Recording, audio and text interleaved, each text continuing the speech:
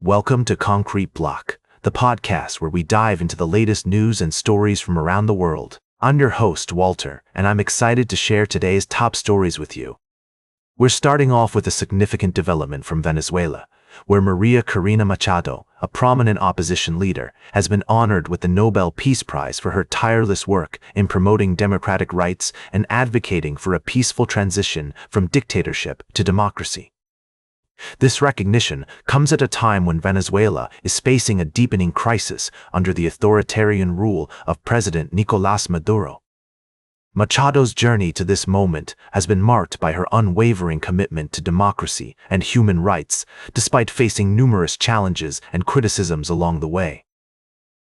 Her message of fighting against what she describes as a mafia that has looted the country and repressed its people resonates deeply with many Venezuelans who are fed up with the current state of affairs. The Maduro government, however, has a very different view of Machado, accusing her of being a fascist and a terrorist who is fomenting a right-wing conspiracy to overthrow his rule. This stark contrast in perspectives highlights the complexities and polarizations that exist within Venezuela, making it difficult to find common ground or a path forward. It's also worth noting that Machado's stance on certain issues, such as her support for military strikes by the U.S. against boats allegedly transporting narcotics, has caused friction within some parts of the opposition. This nuances her position and underscores the challenges of navigating the intricate web of alliances and interests in Venezuelan politics.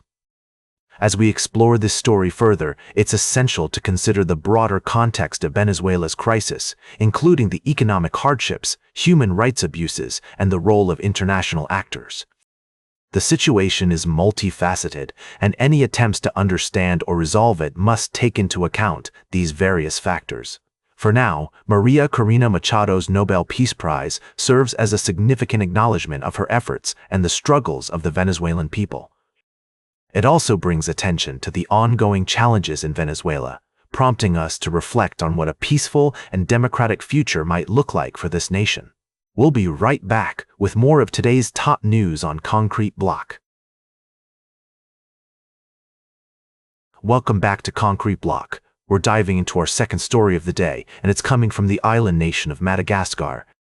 The country has been experiencing weeks of anti-government protests, sparked initially by water and electricity shortages, but later expanding to include calls for President Andry Rajoelina to step down. Now, let's get into the details. The demonstrations have been marked by clashes between protesters and security forces, with reports of excessive use of force on both sides. According to the United Nations, at least 22 people have been killed and over 100 injured in the initial days of the protests. However, the government has disputed these figures, putting the number of fatalities at 12 and attributing them mostly to looters.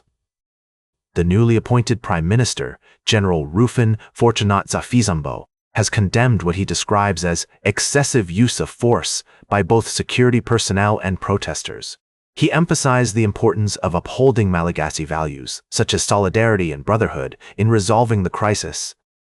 It's worth noting that the protests have had a significant impact on Madagascar's export-reliant economy.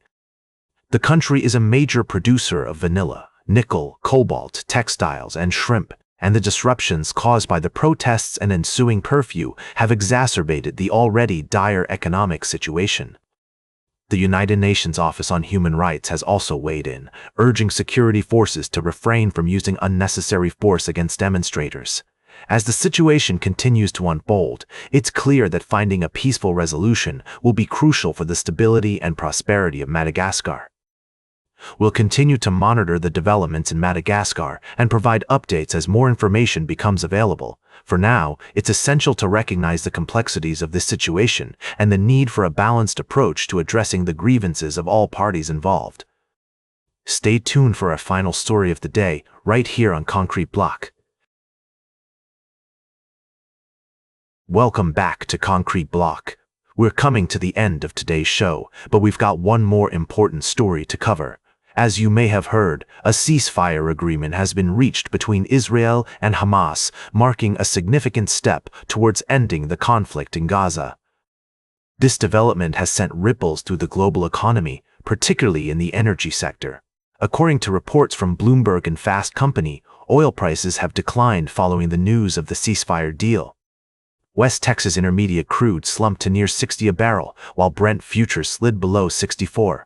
This decrease is attributed to the easing of tensions in the Middle East, which has lowered the risk premium for oil prices. Analysts say that the market's focus can now shift back to the impending oil surplus, as OPEC proceeds with unwinding production cuts. However, it's worth noting that the recent rise in production is lower than previously feared, contributing to a slight rise in prices for the week. It's also important to consider the human side of the story. The conflict in Gaza has had a devastating impact on civilians, and any steps towards peace are welcome news. We must remember that the situation remains complex and sensitive, and it's crucial to approach it with empathy and understanding. As we wrap up today's show, we want to emphasize the importance of staying informed about global events and their far-reaching consequences. The ceasefire agreement in Gaza is a significant development, and its effects will be felt across the world. That's all for today's Concrete Block. Remember to like, share, and subscribe, and until next time, stay informed.